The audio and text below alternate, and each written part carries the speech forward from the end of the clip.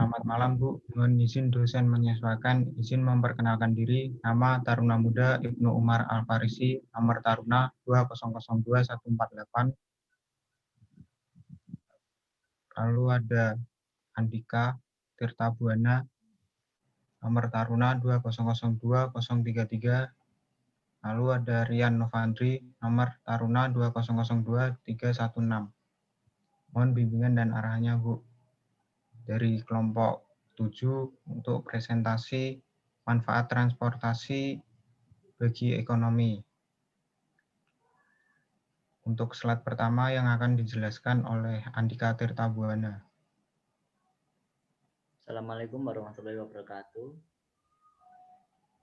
Ekonomi transportasi adalah salah satu cabang ilmu ekonomi tentang kegiatan-kegiatan yang berhubungan dengan transportasi untuk kebutuhan produksi, distribusi, dan konsumsi masyarakat. Oleh karena itu, pemerintah perlu mengedepankan pentingnya transportasi sebagai urat nadi perekonomian. Ekonomi transportasi meliputi prinsip-prinsip analisis dan penerapan konsep ekonomi teknik dalam penggunaan atau pengoperasian moda transportasi, optimalisasi lalu lintas, serta investasi pada infrastruktur transportasi, termasuk mengidentifikasi dan mengkuantifikasi parameter biaya dan manfaat, seperti biaya investasi, operasi, dan pemeliharaan, nilai waktu, biaya operasi kendaraan, dan besaran ekonomi lainnya, memperhatikan aspek akuntansi yang perlu dilakukan dalam kajian infrastruktur transportasi, serta menerapkan beberapa metode kajian kelayakan investasi.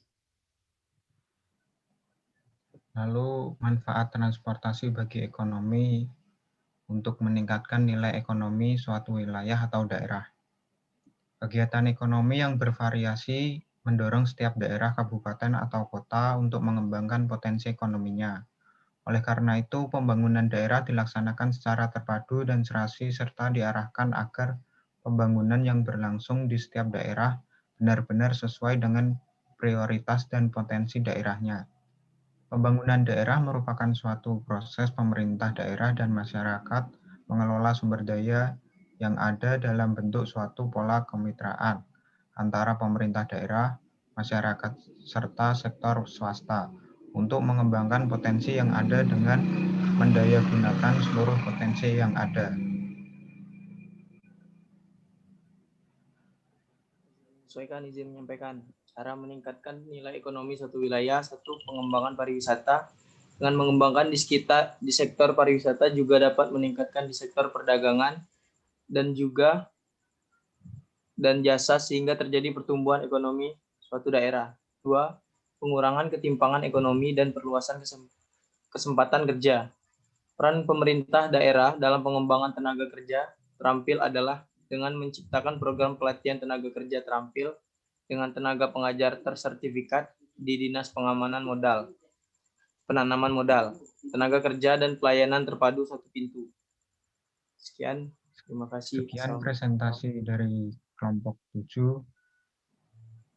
Terima kasih, Bu.